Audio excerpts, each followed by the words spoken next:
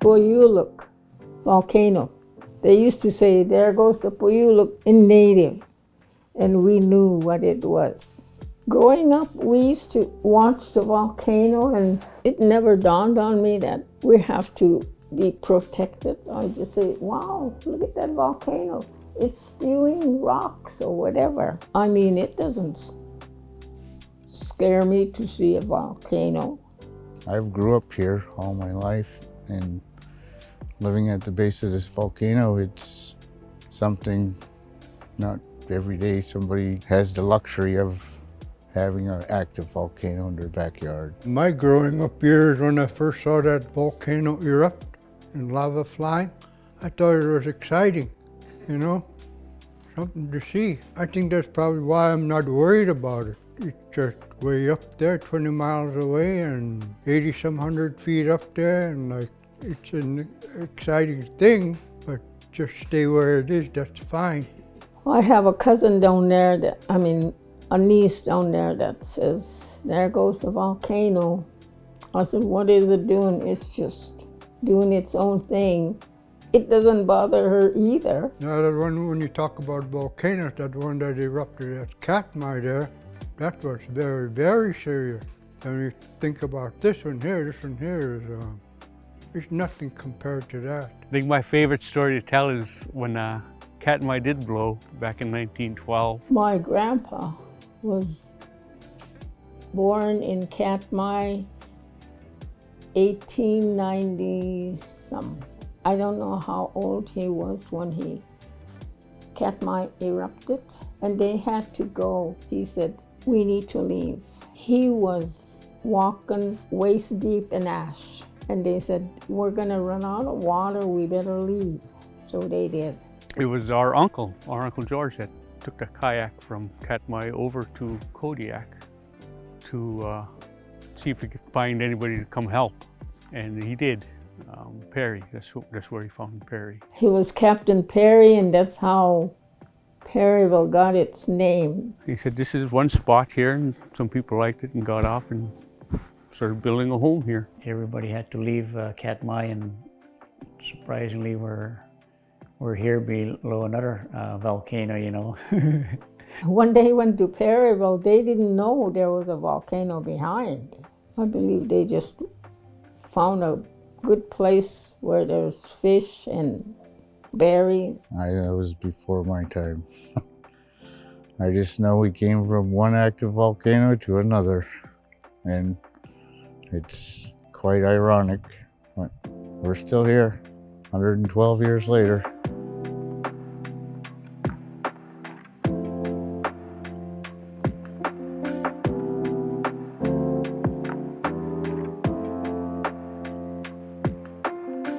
Yeah, hardly anyone ever pays attention to the volcano, you know. We've been putting up with it for all these years, you know. I grew up watching it. We would just walk home from the old school, and I would say, Mom, the volcano's doing its own thing. Volcanoes produce what's called infrasound, and it's basically a pressure wave associated with an explosion or tremor, but it's not audible. Sometimes there is a booming sound, and people in Perryville have called us and said, hey, the volcano's booming. And so we describe why that is, and it's basically a strombolian explosion. So a gas bubble is a large gas bubble in the magma bursts, and the bursting produces a explosion, and that's what they hear. If it's loud enough, it's like somebody dragging furniture on the ground, heavy furniture, and it's vibrating. And you could hear that thing making noise, like a big animal. We know when it's getting active, it starts spewing steam a little more frequently. When you look up at the volcano, it's a big broad thing, and the ice field is flat. And then the active cone, it sticks up just a little bit, you know, but if you know where it is, you can see if anything's happening. It used to be pretty small, it's pretty big now. I know this front side of it, what we see now, we watched that one grow, so that one was pretty neat. I remember every eruption in my lifetime. Earliest one would be the 80s, That's when I first saw it go off and saw the lava, and I thought that was the coolest thing. Back in I believe it was 1953, I think that's the first time I ever saw that lava flying into the air. I was wondering, wow, what is that? I didn't know. And from seeing it from down here, amazing. But nighttime you could see them big red rings come up when they erupt. And then other times when it erupts, you can see the lava coming out. Over the years, it's been spewing flames. You could see the flames at night. They can see lava fountaining and certainly ash, and sometimes the ash will fall on the village, and we've gotten samples. It tells us a fair bit about what's happening. Volcanic ash is a term we use to describe anything that's explosively erupted from a volcano. We tend to think of those particles as fine grained, so ash-sized particles, but it really could be anything as big as your house or the size of a car, or all the way down to ash-sized particles. And so sometimes we also use the word tephra. But yes, generally we think of volcanic ash as fine-grained material that comes out of a volcano in an explosive eruption. It gets carried in an ash cloud over long distances, from the volcano many hundreds of miles away. Well, after ash falls to the ground out of the plume, it can accumulate on the ground, and so you can get a cover of ash that changes everything to black in the case of Veniaminof. Sometimes it's just a thin film and it's not such a big deal and can be a little bit noticeable. It's certainly fragments of rock and glass and minerals, and so it's abrasive. So there could be some impacts. It's quite heavy. Don't wipe it on anything. Blow it off or use water. Windshields on cars, houses, some houses will get all scratched up if they wiped it off. They gotta hose it off. It can be chemically corrosive, so you can notice some things after ash falls on the ground, depending on the type of surface. So if it's metal, it may become rusty. I'm not a volcano expert, but I know we live in the volcano area. That one there, I flew over it. It's got 2 holes in it. I flew over it. Sometimes there are multiple vents, which is a really interesting thing. The last eruption, there was simultaneous explosive and effusive activity going on at the same time, which is kind of unusual. The other thing is volcanic gases. The community might start smelling gases that they haven't smelled before, or they might be smelling them more frequently than they smelled before. That might be telling us there's more gas coming out of the volcano. Volcanic gases are hazardous to human health.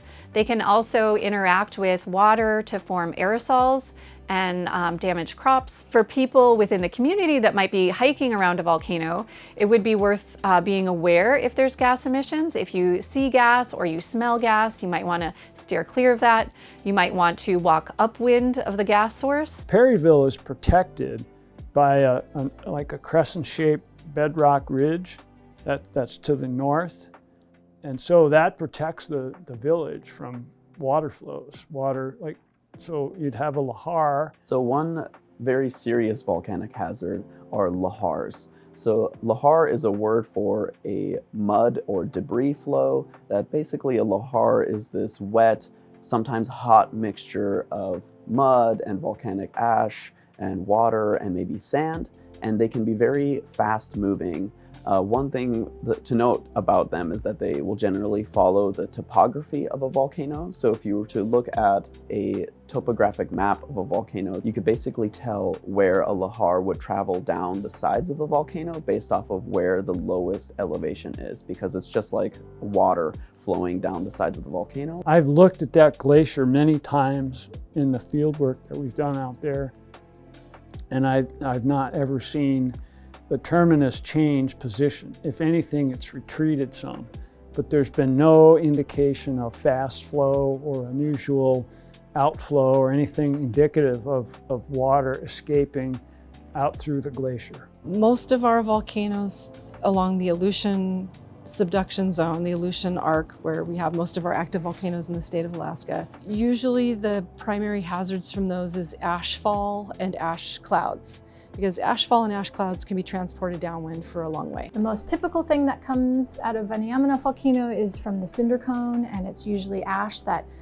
mostly doesn't even make it to Perryville. It mostly just falls within the ice-filled caldera itself, and so it's more just a natural phenomena that you can just witness and be part of, but don't have to really worry about it. And when it does make it to Perryville, based on the winds and maybe a slightly higher plume, it's typically really light ash falls that aren't a major concern. When we did have the eruption, the light ash fall that did come here acted like a fertilizer to the berry flats, and there was plenty of berries. For the plants, the ash is good. Animals, they will scare off all the moose and the bears and whatever. We did see them disappear for a while from all the rumbling from it gone off. So, and it gets pretty loud, so it's got to be really loud back there. We've got signs from calls from people. We've got earthquakes that happen a little more frequently. We hear the rumbling that's going on from the volcano, and just it's second nature to us living under an active volcano. In the lead up to volcanic eruptions, one might imagine magma kind of slowly pressurizing and forcing its way through the crust up to the vent or crater of the volcano. And in doing so, it's a large volume of material kind of pushing its way through the rock, and that pressurizes rock. It breaks rock as it ascends, and when the process of breaking these rocks essentially emits seismic waves or cause earthquakes, and it's a really common indicator for us in forecasting an eruption or knowing that a volcano is experiencing heightened unrest. Basically what's happening is that the surface is moving because we have an injection of magma. If we are able to measure how much deformation we have, we can know how much magma is intruding into the crust. If we know how much magma we have, we can know what is the potential for a possible eruption. We've prepared and ordering stuff we would need if there was ever a volcanic eruption that would affect Perryville. Getting travel in and out of here or flying out if need be. We've got supplies up there to take us a little while, maybe a week or two. When there's a lot of ash in the air, the airlines or other planes won't come around. They'll either fly around or won't come at all. We have all kinds of meetings and whatnot to make sure whether there's a fire or earthquake or volcano or whatever emergency there is. We got plans set. Learn to pay attention to the warnings, That would be the most important. Make sure you have water. Because once that ash comes down, and you ain't gonna have none. Yeah, I believe it is important for our younger generation to know about the volcano and notice the signs and everything that goes on with the volcano. Get to know all you can know about that volcano. If you're living by it, you might know something, get to learn all you can about it, what it can do, what its dangers are. Yeah, it'll do what it wants to do when it wants to. It doesn't call you first. There's elders here that been here before me and they're not scared of it. Don't be scared of it. I mean, we're still here. It's still a cool thing for us. Like I said, we're used to it, so it's just normal for us. I grew up hearing it growl and rumble and ashes come out and fire come out, and it never bothers me. Even the tsunamis, warnings, they don't scare me. I don't panic about it. It's just, you just got to get used to it. If you like Perryville, I love Perryville. I wouldn't be anyplace else. I believe it's very important for parents and grandparents to be teaching and telling stories about the volcano and even about Katmai, just so we could keep the part of our parents' experience and we could be telling the story. We are very fortunate to live where we are. We get to go out in the water, plus we get to go up to the country, and there's a lot of activities that we could do subsistence-wise, keep our subsistence lifestyle alive, so we're very fortunate here in Perryville.